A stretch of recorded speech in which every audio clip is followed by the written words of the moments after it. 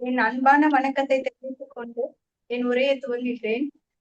காசு, பணம், துட்டு, மணி மணி. காசு, பணம், துட்டு, மணி மணி. ஐயா, உங்களுக்கே தெரியும். நடுவர் அவர்களே, நான் இப்ப எதை பத்தி பேச வந்தேன் அப்படின்ட்டு, எல்லோரும் எள்ளுவர், செல்வரை எல்லோரும் செய்வர் சிறப்பு.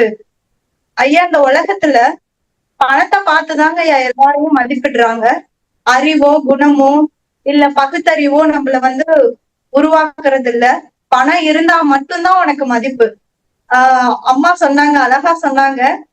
பிரியாணின்ற ஒரு வார்த்தை சொன்னாங்க. இன்னைக்கு பிரியாணி வாங்கி கொடுத்தாதாங்க எங்க வீட்லயே இருக்க முடியுது. அந்த அளவுக்கு இன்னைக்கு பண தேவைகளும் அதிகமாயிருச்சு. வாங்கி தர முடியல அப்படின்னா அந்த வீட்டுல ஒரு கலவரமே ஆகுதுங்க ஐயா. இதுதான் இன்றைய வாழ்க்கை. எல்லாத்துக்குமே தேவை இந்த பணம் தாங்க ஐயா.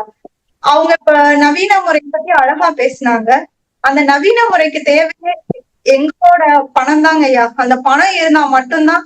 பணத்தால எதையும் வாங்கிட முடியுமா அப்படின்னு கேட்டா கண்டிப்பா பணத்தால மட்டும்தான் வாங்க முடியுங்க ஐயா. உறவுகளிடம் பேச வைப்பதும் இந்த பணம் தான்.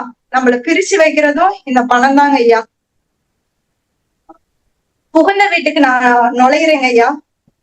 நுழைஞ்ச உடனே ஒரு இன்சிடென்ட் நடக்குது. எனக்கு எல்லாருமே எதிரி ஆயிட்டாங்க. ஏன்னு கேட்டீங்கன்னா, நான் 4ஆவதா மருமகளா நுழையிறேன். 3 மருமகளும் வேலையில இல்ல. நான் மட்டும்தான் வேலையில இருக்கேன். சோ எல்லாரும் என்னை எதிரியா பார்க்க ஆரம்பிச்சுட்டாங்க. ஏன்னு கேட்டீங்க அப்படின்னா, நான் சம்பாதிக்கிறேன். எனக்கு கீழே இருக்க எல்லாரும் என்ன பண்றாங்க அப்படின்னா, யாருமே பணம் சம்பாதிக்கல. சோ அவங்களோட மனக்கரு ஒரு தாக்கம் என்ன அப்படின்னு பாத்தீங்கன்னா, இவங்க சம்பாதிக்கிறாங்க, இவங்களதான் எல்லாரும் மதிப்பிடுவாங்க அப்படின்றதுதாங்க ஐயா. நான் அந்த வீட்டுக்குள்ள நுழைஞ்சேன். அப்ப பணத்தோட தேவைகள் எவ்வளவு அதிகமா இருக்குன்னு பாருங்க.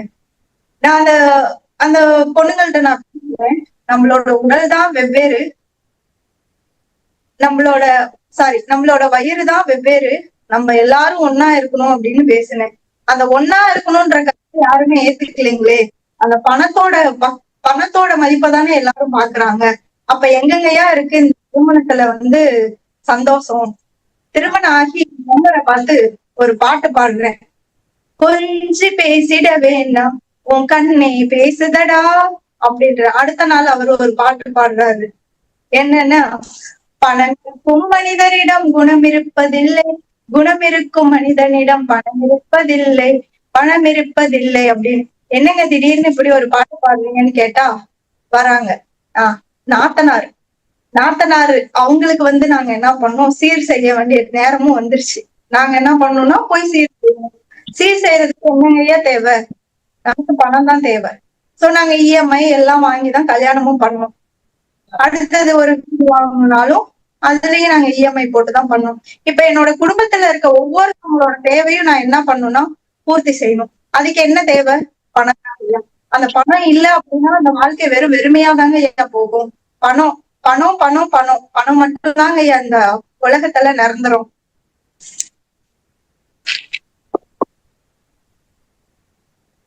கணவர் மனைவி 2 பேருமே இந்த காலத்துல வேலைக்கு போனா மட்டும்தாங்க ஐயா அந்த குடும்பத்தை அழகா ரன் பண்ண முடியும். அந்த குடும்பம் ஒன்றா இருக்கிறதுக்கு காரணம் அந்த பணத்தோட தேவைகள் தான். இப்ப நான் திடீர்னு என்னோட வேலையை விடுறேன் அப்படின்னு வச்சுக்கிட்டோம் அப்படின்னா அந்த வேலையை எதனால விடுறோம் அப்படின்ற ஒரு சண்டைகள் எங்களுக்குள்ள வரும். அதெல்லாம் எங்க இருந்து வருது அப்படின்னா அந்த பணத்தின் மூலியமா தான் ஆரம்பிக்குதுங்க ஐயா. ஒரு நீர் வற்றி போனா குளத்துல எப்படி பறவைகள் இருக்காதோ அதே மாதிரி நம்ம கையில பணம் இல்ல அப்படின்னா நம்மள மனுஷங்களா மதிக்கவே மாட்டாங்க ஐயா. பக்கத்து வீட்டுல ஒரு இன்சிடென்ட் நடக்கும். என்ன இன்சிடென்ட்னா, கணவருக்கும் மனைவிக்கும் எப்ப பாரு சண்டை நடந்துட்டே இருக்கு. ஏன்டா அந்த சண்டை நடக்குது அப்படின்னு சொல்லிட்டு நானும் நேத்துதான் இந்த பட்டிமன்றத்தை பத்தி நானும் சில இதெல்லாம் பண்ணிட்டு இருக்கும் போது நான் பாத்துட்டு இருக்கேன். இது மாதிரி என்னதான் இவங்களுக்குள்ள பிரச்சனை அப்படின்னு சொல்லிட்டு கேட்டுட்டு இருக்கும் போது அவங்க சொல்றாங்க, இந்த மாதிரி எனக்கு நான் கிராமத்துல வாழ்ந்தேன்.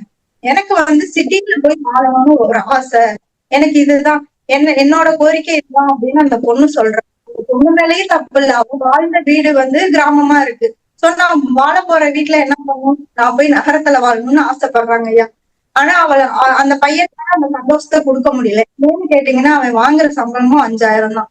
அந்த 5000த்துல அவன் வீட்டு வாடகையை கட்டுவானா, அந்த பொண்ணுக்கு ஒரு Dress வாங்கினாவே இன்னைக்கு 2000க்கு குறையாம வாங்க முடியாதுங்க ஐயா. இதுல குழந்தை, அந்த குழந்தையோட தேவைகளும் பார்க்கணும். இத்தனை விஷயங்களையும் அந்த பையன் வந்து யோசிக்கிறான். இதனால அவங்க வீட்டுல சண்டை ஏற்பட்டுட்டே இருக்கு. இதுக்கு எல்லாம் காரணம் என்னன்னு பாத்தீங்கன்னா அந்த காசு தானேங்க ஐயா. அந்த காசு இருந்தது அப்படின்னா பிரச்சனையே வராது இல்லைங்களா? ஆஹ் மாதிரி அவங்க பக்கத்து வீட்டுல இன்னொரு அம்மா, அவங்க வந்து ரிட்டையர் ஆயிட்டாங்க. ரிட்டையர் ஆகுற வரைக்கும் அவங்க கையில வருமானம் நல்லாவே வருது. ரிட்டையர் ஆகி முடிச்சதுக்கு அப்புறம் அவங்க கையில எந்த பணமும் இல்ல, யாரும் அவங்கள மதிக்கிறது கிடையாது. அவங்க வேலையில இருந்த வரைக்கும் அவங்களோட லைஃப் பீஸ்ஃபுல்லா போயிட்டு இருந்தது.